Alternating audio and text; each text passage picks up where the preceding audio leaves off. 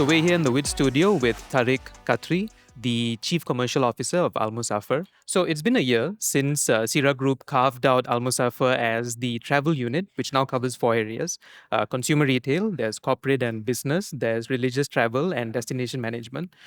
Which area is recovering the fastest and seeing the most change? Thank you very much for having me, Arvind. So, Almosafer is the travel brand for Seera Group. Seera Group did not change to Almosafer. Seera remains Seera, and Seera has kind of created Almosafer as a travel arm of the group. Right. Now, under Almosafer, we've got four different businesses that we kind of focus on. The first one is the consumer travel business, which is under the brand name Almosafer. We've got a corporate travel business called Almosafer for Business. Mm-hmm. We've got an inbound business called Discover Saudi, and we have a business for the religious travel piece called Mawasim. Right. And all these four businesses come under the travel platform Almosafer. Right. So, if I have to look at it from a business recovery point of view post COVID, I would say the consumer business has actually recovered the fastest, and we've actually crossed our 2019 numbers already, and we are seeing a robust growth that has happened. We've also started seeing a good recovery from the corporate business side, although the corporate business kind of took a little longer to kind of recover. Mm-hmm. But what is very interesting is our inbound business, because if you remember, during the COVID period, the religious travel was almost at a standstill, and Right. there was nobody coming in for the pilgrimages. And after that, the government has really opened it up and allowed more people to come in for their religious travel piece. Right. So I would say after consumer travel, our religious travel has picked up the second most, followed by the corporate and the inbound business, because these are businesses that took a little longer to kind of recover. Mm-hmm. Although I would say that consumer has possibly crossed the numbers, the religious tourism has crossed Right. the numbers. The corporate travel is coming closer to the numbers of Right. 2019. Right. So let me expand on that question a bit, or that topic a bit, right? So corporate travel was slower to return in most parts of the world, but now it seems to have normalized as well. Correct. What trends have you seen in corporate travel within the Middle East? So when I look at Middle East, and specifically, I can talk it from a Saudi Arabia point of view, because that is one of the largest corporate travel markets. The first thing we saw is the digitization of the corporate travel business. Right. We saw a lot of corporates focusing on using an OBT, an online booking tool, to enable their corporate travel booking decisions. And this was a combination of multiple things, right? One is in terms of not just saying that let me see the best prices. Mm-hmm. I also wanted to be integrated into my entire workflow. Right. So I wanted to have an integration into my ERP. Right. I want to have my policies kind of integrated into the travel search process. Right. My approval matrix to be kind of integrated into that. So typically now what customers are really wanting is, show me an integrated travel experience, which not just allows me to book my duty travel, Right. but also if I want to look at doing an extension or want to kind of put some kind of a leisure component to it, I Mhm. should be able to do it seamlessly. Right. And the system can easily differentiate between duty travel and personal travel, so that the billings can actually happen in a different manner for that. So that is one thing that we saw as a big push from the corporates. The second thing, which is very obvious, is the requirement of having the best prices, Mhm. because the corporate segment is very sensitive now to travel budgets, because for the last 2 years the travel budgets were like really cut down, and so people are cautiously optimistic, allowing people to travel back, but they want to make sure that they're getting the best prices, the best routing, the best kind of combination that you can Right. get it. And everything has surged, right, at the same And time. everything has surged at the Mm. same time. So like I mentioned previously, right, the cost of travel Right. is no longer the cost that you had in 2019. So you're seeing a significant increase in terms of your cost of travel. So let's say you had a per diem of X, that per diem possibly does not cover so many things that you would earlier cover in your 2019 days, because of inflation, because of the overall cost that has gone up. Right. So corporates are being cautiously optimistic, and they are wanting a little bit more controls in terms of what they want to offer it to their employees. At the same time, they wanted to have a much more seamless experience, which Right. enables the integration into the ERP. The billing has to be done properly. The expenses kind of are done properly. Mhm. And that's what we've been focusing on. So over the last, during COVID, we kind of revamped our entire online booking tool for corporates, and we launched that with integration with multiple ERPs, with approval matrix in place, with the ability to follow policies of that particular corporate. Right, right. So they don't want it to be so fragmented. They don't want it fragmented. And people are also fine now that earlier there was a big focus on having implants in the offices. Mhm. Corporates are no longer kind of insisting on implants. They're saying so Right. long as you have a tool that follows in line with our policies, we're okay with that. Right, right. So you have a joint venture with Klook, Yep. which is a tours and attractions Right. platform, right?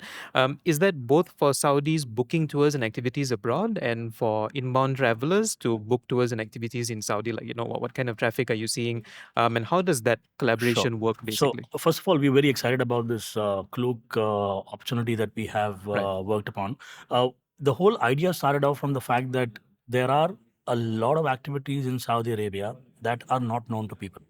And there are a lot of vendors in the market who do not have a channel to distribute those activities. Right. And it was primarily because nobody knew where to go, how to go, and there wasn't any technology available for being able to aggregate that content and have it distributed.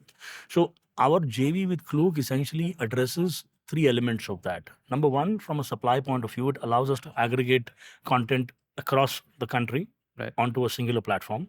Second is it provides the domestic customer with a single place to view the different activities that are available in the market Mhm. and be able to kind of book that. So two different things. So the domestic market, because the Right. domestic market's needs are slightly different. Right. At the same time, the same vendors also get a distribution platform of Klook globally Right. in order for them to be able to distribute their content and showcase their content to other markets, especially in the APAC and the Europe world. So it's a three-prong kind of effect on that. Mhm. Now the interesting part is that our JV with Klook is launched only recently. Like, so we're too early to talk about in terms of what exactly are the insights on that. But from what we have seen, the domestic market's needs are slightly different than the international market needs. Right. Right. Different behaviors altogether. Different behavior, different kind of travel periods, different kind of activities. So for example, if I look at a domestic customer's point of view, he'd be very much interested in kind of buying tickets to a event, or he would be very interested to go in for an adventure activity in his city, Yeah. or he might want to do some cultural activities in that city. Saudi is becoming very big in terms of events. So we have a lot of events that are happening. You have the seasons that the Ministry of Tourism and the Ministry of entertainment have started, which is Riyadh season, Jeddah season. These kind of events attract a big chunk of domestic travelers. So people come from different cities to come to those events. They buy tickets. So Right. that ticket sales is something that is very important from a domestic customer's point of view. However, those events are also attracting international customers, especially from the GCC. So that automatically becomes an extension to the international market also. Right. Right? Right. Right. Then you have the domestic customer wants to look at something which is nearby his place, right? Like, I want to do something for the weekend. There's a big holiday coming up. Let me go with some friends to do some adventure activities close by. You will see that behavior in the domestic market. On the international market, it'll be more about, hey, I'm coming to Saudi. I'm in for 7 days. I'm coming for a business trip, and maybe I have one day free. What can I do in that one day free if I am in this particular city? Right. So that's how we're trying to kind of differentiate the product offering for both domestic customers and international customers, because the international customers needs maybe different from the domestic customers. Right. Because the domestic customers knows the language, understands the culture, possibly knows the geography much better than the international customers. Mhm. So they can figure out their way on a lot of things. But for the international customers, language is a barrier, the culture is a barrier. I wouldn't say a barrier, it's more about them not knowing much about it. Like a learning curve. It's a learning curve. And so Yeah. you need products and services that complement their requirements. Right. Whether, can I make sure that I offer a guide along with that particular activity? Can I get a translator available for that? Can I ensure that the quality standards and the safety standards are at an international level for a product that is specifically required for the international customer? Right. Right. So just sticking with the consumer behavior a bit, right? What kind of customer behavior are you seeing based on booking patterns within your ecosystem?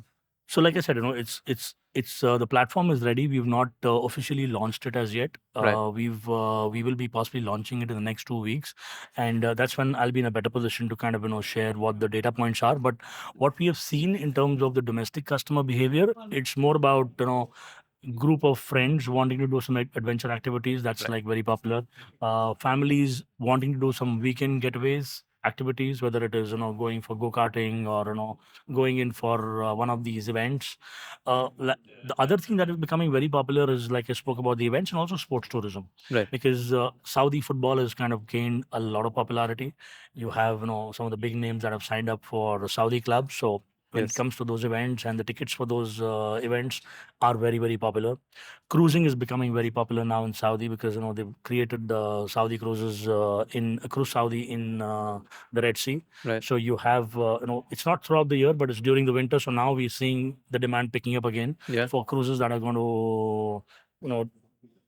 play within this particular season. Mm-hmm.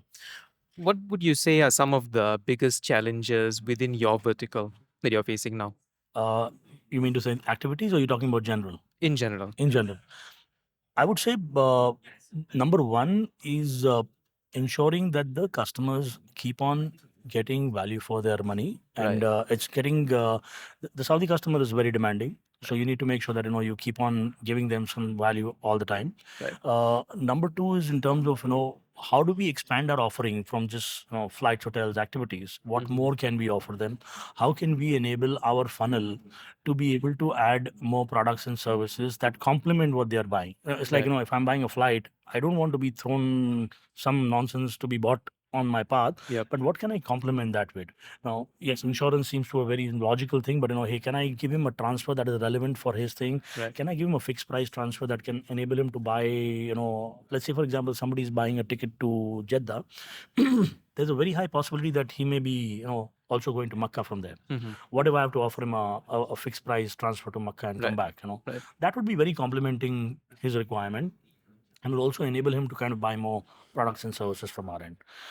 You don't want to spam them or We don't bloat want to them with too spam many them. We things. don't want to kind of overwhelm them, but we Mm-hmm. want to be very subtle and encourage them to look at the right products with the right services. Right. Right. So you know how they say it's always about being in the right place at the right time, right? So you were with Clear Trip for nearly 10 years before at the beginning of the India story. What key lesson did you learn from that you are applying now to your role?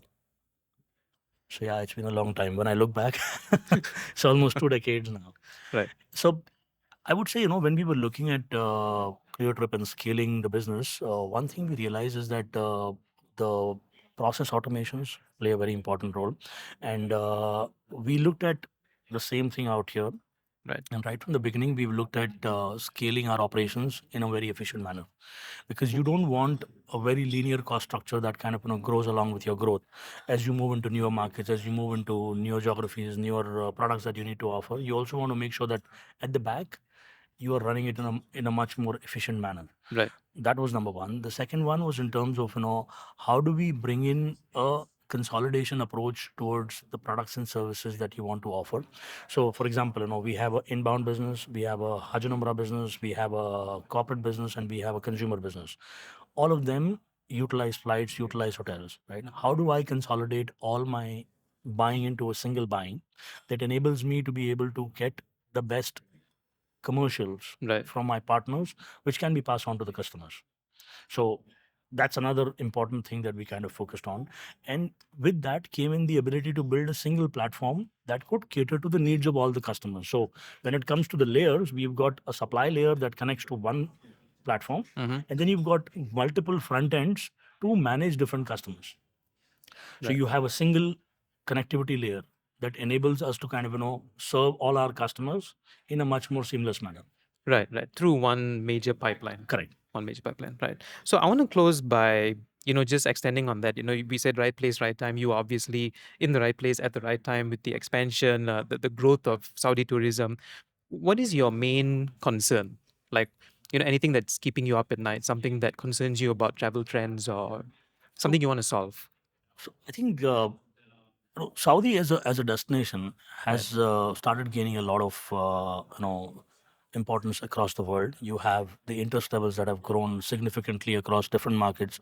Everybody's talking about Saudi Arabia. Right. Uh, right now, I feel the biggest challenge that we will be facing as a market is the availability of supply, Right. because the number of hotels that are needed for the kind of visitors that we want is right now under development. So we have a lot more properties that are opening up. Right. So while we are creating the demand, we also need to be aware of the fact that the inventory availability is also a challenge, and because of which we are seeing the prices go up.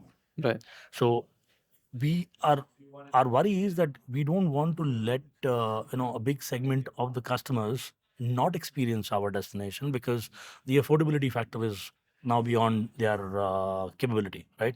Right. So I think that is one area that we need to address as an industry as such within the environment of Saudi Arabia, is to how do we bring in a larger segment of customers of different categories in order to experience the beautiful country. Right.